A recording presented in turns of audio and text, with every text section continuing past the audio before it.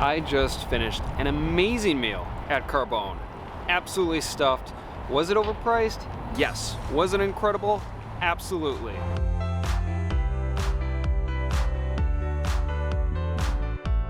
It's an extremely exciting evening for me today in New York City. I'm going to a restaurant I've been wanting to go to for seemingly ever.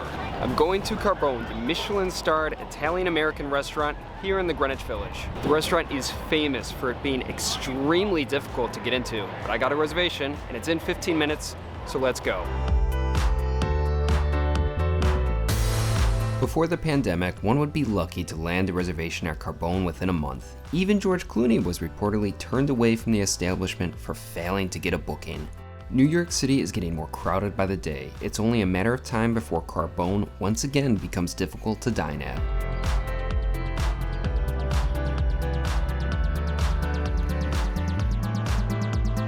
Now, even though I'm fully vaccinated, 2 shots, Team Moderna, what's up?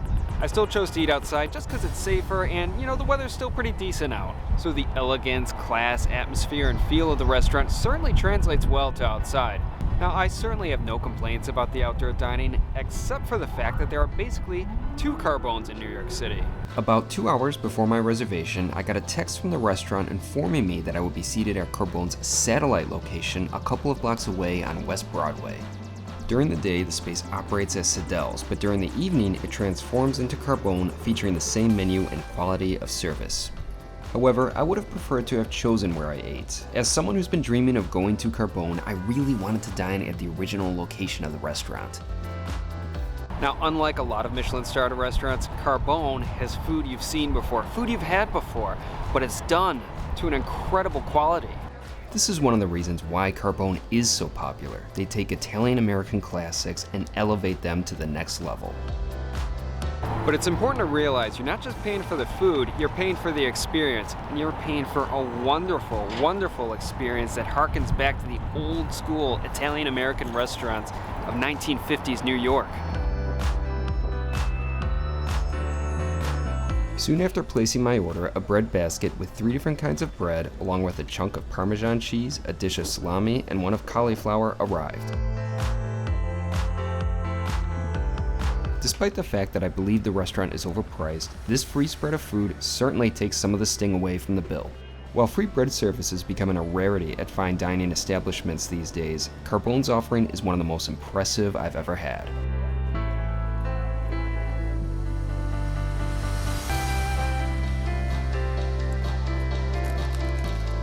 Their garlic bread is fantastic, but I particularly like their sort of cheesy tomato bread.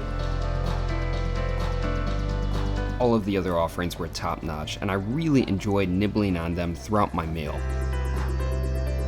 Next, my appetizer of baked clams arrived. They were served 3 ways.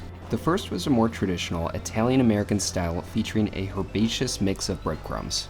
The other 2 were more modern, with one topped with sea urchin and the other containing lardo. I loved all 3. Now, as you would expect with any Michelin-starred restaurant, the service was excellent. My waiter, Fortune, awesome name by the way, really took care of me for the evening. Now, everyone at the restaurant was very attentive. When I finished all my bread, it made a huge mess. White tablecloth, tons of crumbs. You could see all of my sloppiness in its full glory. Within seconds of my plates being cleared, a server came up, wiped away all the crumbs, and my table was as good as new. Next, my main course arrived. I tried one of the dishes Carbone is most known for, the spicy rigatoni vodka pasta. Before coming to this restaurant, I always wondered what the hype about this course was all about. It's a basic pasta with no meat or protein and a sauce for $32. How good could something like that be? The answer is that it's extraordinary. The rigatoni is perfectly cooked, but it's the vodka sauce with the right amount of spice that takes it to the next level. The dish was so good that when I finished all of my pasta, I wanted to pick up my plate and lick up every damn molecule of the sauce because it was just that amazing. For a side, I ordered the green asparagus. It was solid, but nothing special.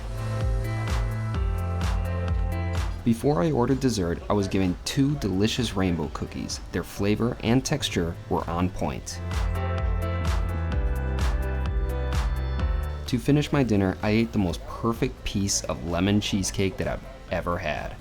Not only did it have the looks, it maintained an exquisite balance of sweetness and acidity with a wonderful contrast of textures between the creaminess of the cake and the crumbly crust. I absolutely loved it.